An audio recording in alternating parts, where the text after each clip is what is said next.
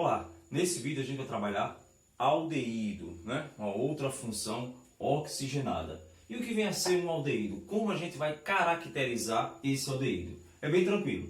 Primeira coisa que a gente tem que lembrar, e vocês têm que começar a aprender, é esse grupamento aqui. Esse grupamento, conhecido como radical carbonila. E é justamente a sua presença, né, que vai começar a identificar um aldeído. Então, como é que a gente vai definir? Todo aldeído é aquele composto orgânico que apresentar a minha carbonila ligada a no mínimo um átomo de hidrogênio. Então, você pode ter, lógico, ou um ou dois átomos de hidrogênio que você vai caracterizar como aldeído. Então, vamos lá. Grupamento carbonila, beleza? E se eu tiver no mínimo um hidrogênio ligado àquela carbonila, você vai ter uma função aldeído. Assim, a gente pode de uma maneira mais prática dizer que um aldeído seria presença da carbonila na extremidade. Já que ele está ligado a um hidrogênio, obrigatoriamente eu vou ter que estar na extremidade, né? Então vamos lá. Primeiro exemplo está aqui, né? A carbonila ligada, nesse caso, ó, a dois hidrogênios, não tem problema. No mínimo a um, né? Primário tem que estar lá na extremidade. Segundo exemplo, está aqui nossa carbonila, né? Ela também está aqui na minha extremidade. Então é bem fácil, né? O importante é que em cada função você consiga, primeiro, identificar o seu grupo funcional, né? O grupo funcional, aquele grupamento de átomos que vai caracterizar a minha função. A função aldeído e o grupo funcional é a carbonila ligado ao hidrogênio. Grupo de átomos que vai caracterizar, que vai identificar a minha função. Tranquilo? Vamos lá. Fórmula geral também é uma característica bem peculiar. Toda vez que a gente fala de fórmula geral de compostos orgânicos, a gente tem que tomar muito cuidado. Por quê? Porque a gente sabe que os compostos orgânicos são saturados, insaturados por dupla, insaturados por tripla. Eles podem ser cíclicos, podem ser aromáticos. No caso dos oxigenados, eu posso ter 1, 2, 3 grupamentos funcionais. Então, quando o professor, quando um livro traz uma fórmula geral, ele tem que lhe passar a que está se referindo àquela fórmula. Neste caso, o CnH2nO está me referindo a uma cadeia saturada e aberta. Essa é a minha característica desse grupamento, né? Dessa fórmula geral. Professor, eu vou ter que sair decorando todas as outras? Não, claro que não. Aí a gente vai precisar, né, relembrar a cada função que você visualiza, né, aqui comigo. Eu vou sempre estar repetindo, que é para enfatizar você. Lembre que você está com a cadeia saturada, e se ela está saturada, ela está no limite. Já tenho 4 ligações sigmas. Se eu for introduzir mais uma ligação, meu carbono ficaria com 5. Então eu não posso fazer isso, a não ser que eu retire algum átomo. Como toda ligação ela ocorre entre dois átomos, então a introdução de uma ligação π terá que tirar um átomo de cada carbono. Ou seja, se eu tenho como fórmula geral um CnH2nO, quando eu colocar uma ligação π, eu vou diminuir 2. Então vai ficar 2n menos 2. Professor, e se eu colocar 6 ligações π? Opa, cada ligação π, 2 átomos, então eu vou tirar 12 hidrogênios. Então a minha fórmula ficaria CnH2n menos 12O. Né? Então veja que não é tão complicado assim. O importante é que vocês, primeiro, definam a função, entendam o grupamento funcional e peguem a fórmula base. A partir da base, aí a gente vai trabalhando todas as outras. Tranquilo? Nomenclatura. Também outro tópico bem tranquilo, já que toda nomenclatura de compostos orgânicos sempre é estabelecida com o mesmo critério, com a mesma característica. O prefixo, né, que vai indicar o número de carbonos. Nesse caso aqui eu só tenho um carbono, então fácil. Vou jogar aqui meu prefixo MET. Essa é a grande vantagem da química orgânica. Você tem uma infinidade de compostos, mas a nomenclatura, de um modo, como regra geral, sempre requer as mesmas características. os mesmos prefixos, os infixos são os mesmos. E o que é o infixo? O meio é a ligação. Nesse caso, cadeia saturada. Epa, professor, estou vendo uma dupla. Está vendo sim. Só que você não está vendo na cadeia de carbonos. Você está vendo tricarbono e oxigênio. Para ser uma insaturação na cadeia e não no composto, na cadeia, eu precisaria que ela estivesse aqui, ó, entre os átomos de carbono. Tranquilo? Então ela é um AN, né? E o sufixo, que vai justamente caracterizar a minha função. Qual é a função? Aldeído. E aí, nesse caso, não tem nem o que falar, só tem um carbono, mas vocês vão perceber que, né, como ao que a gente falou no início, como todo grupamento de um aldeído, você vai estar na extremidade, porque você tem que estar ligado no mínimo a um átomo de hidrogênio, então eu não preciso dizer aonde ela está ligada, porque obrigatoriamente ela vai estar sempre no carbono 1, certo? Vamos lá, próxima. Primeira característica, bem fácil, eu já sei que aqui é meu carbono 1, não é? Já sei que é o carbono, por quê? Porque ele é o grupamento funcional. Então, vamos fechar minha cadeia principal. Eu fiz nesse sentido, poderia ter descido, sim, já que aqui é um carbono e um carbono, não altera em nada. Aqui é minha ramificação, já estou vendo que a ramificação é um metil, né? Um carbono. Vou numerar da onde? Da direita. Então, bora para cá. 1, 2, 3, 4. O que eu estou vendo? Que no carbono 3 eu tenho meu radical metil, né? Estou vendo que minha cadeia tem 4 carbonos, então ela vem um but. A minha cadeia é saturada, portanto, AN. E a função é aldeído, não preciso intercalar. Está implícito, porque o aldeído, o al, sempre será no carbono 1. Você não pode ter butanal 2. Vocês vão perceber, né, no estudo das funções, se você tiver um butanal 2, na verdade, pode ser até uma pegadinha de vestibular, porque você deixa de ser um aldeído e vai ser uma próxima função, uma outra função chamada de cetona, que é justamente caracterizada por essa carbonila entre 2 carbonos, certo? Não existe butanal 2. Todo butanal, todo pentanal sempre será 1, certo? Vamos lá. Cadeia cíclica. E aí, vamos fazer aquele raciocínio, né, importantíssimo. Vamos lá, aqui rapidinho. Vamos apagar aqui. Vamos imaginar que eu coloque minha dupla aqui diretamente na minha cadeia. Vocês vão entender já já por quê. Se eu colocar essa dupla aqui, esse carbono deixou de ser primário. Então, deixou de ser aldeído. Eu posso até não saber que função é, mas não é aldeído.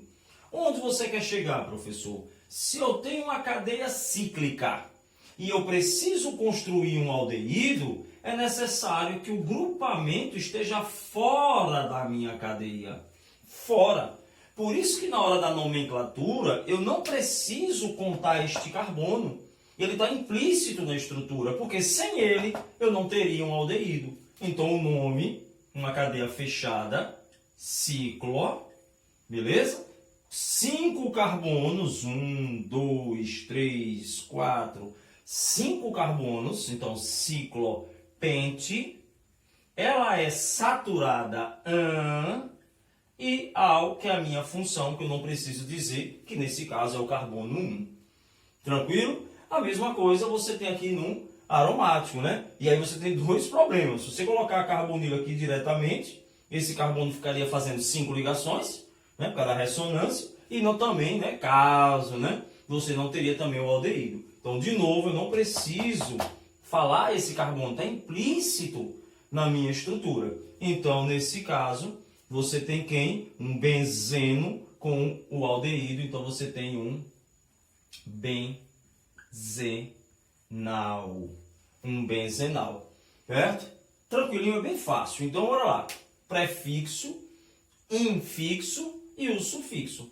Professor, e se eu colocar uma dupla? Não tem problema. Se você colocar uma dupla, você indica primeiro onde está a dupla, né? Intercalando. E por último, você coloca o al, que está implícito, que é no meu carbono 1. Certinho?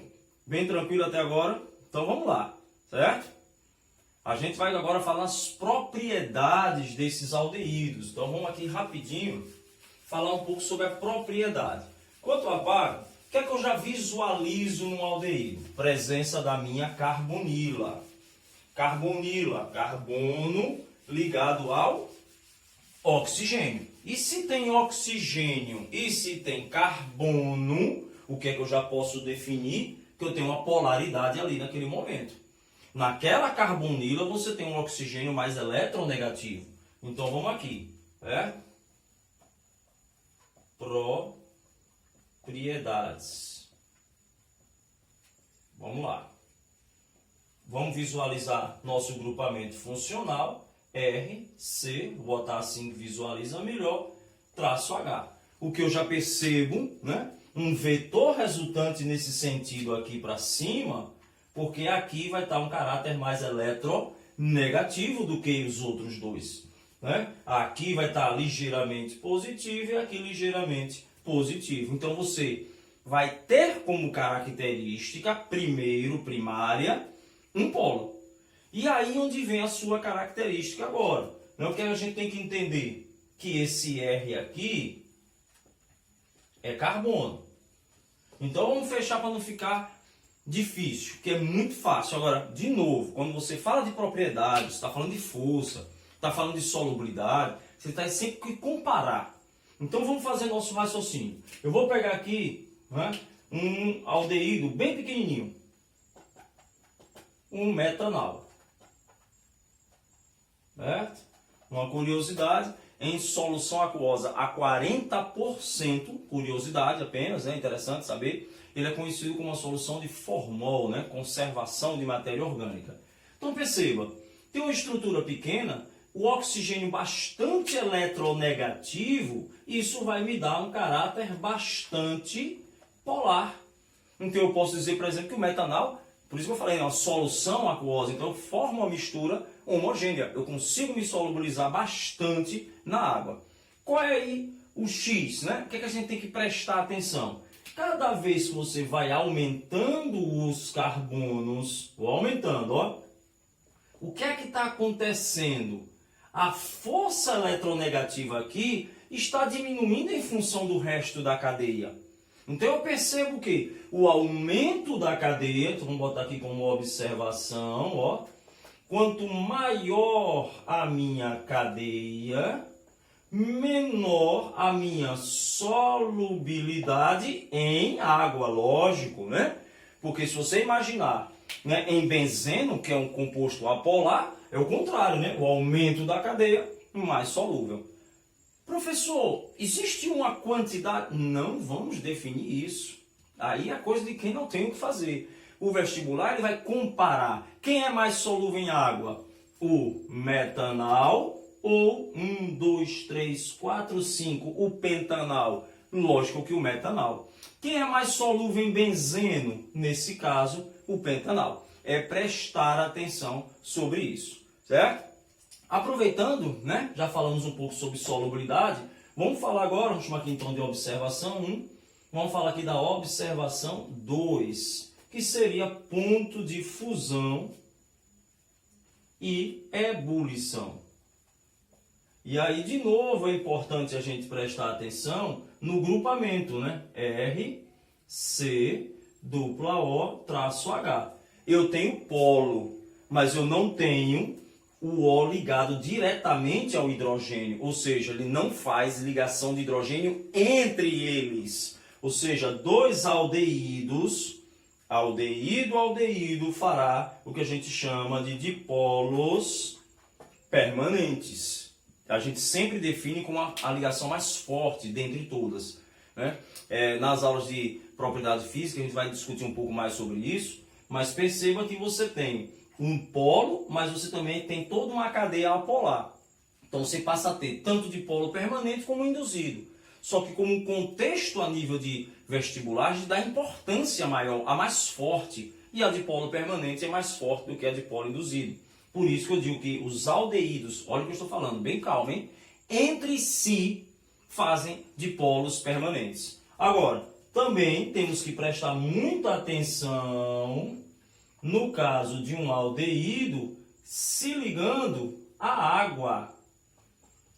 Muito aluno fica imaginando, ponto de hidrogênio tem que ser OH, OH, né? NH, NH. Tomar cuidado. Aqui você também vai caracterizar como uma ligação de hidrogênio. Você tem o hidrogênio do meu grupamento aldeído com o oxigênio da água. O oxigênio do aldeído, o hidrogênio da água. Então, com água, o aldeído, principalmente os menores, porque principalmente os menores, professor, porque os menores são mais polares. Então, eles vão ter maiores atrações eletrostáticas. Então, os menores vão ter com muito mais característica, com água, fazer ligação de hidrogênio. Agora, entre os aldeídos, eu tenho um dipolo permanente. Certinho? Só uma curiosidade, é bem interessante. Os aldeídos menores, não sei se alguém se sentiu o cheiro de formol, né? Os aldeídos pequenos, eles têm odores muito fortes, muito desagradáveis. Em compensação, quando você vai aumentando muito a cadeia, ele já passa a ter um odor muito mais agradável. Um cheiro de amêndoa, por exemplo, é caracterizado por uma cadeia grande de um aldeído, né, chamadas propriedades organoléticas. Então a gente aqui viu, né, com essa brincadeirinha, 3 propriedades. Primeira propriedade, solubilidade. Segunda propriedade, ponto de fusão e ebulição. E como característica de curiosidade, uma organolética, né, que é os órgãos sensoriais, cadeias curtas, um odor mais, assim, mais um mau cheiro. Já uma cadeia maior, vão ter odores muito mais, né, gostosos, prazerosos, como por exemplo de uma amêndoa. Ok? Essa foi nossa função aldeído. Ok? Vamos lá. Um abração e até a próxima aula, né?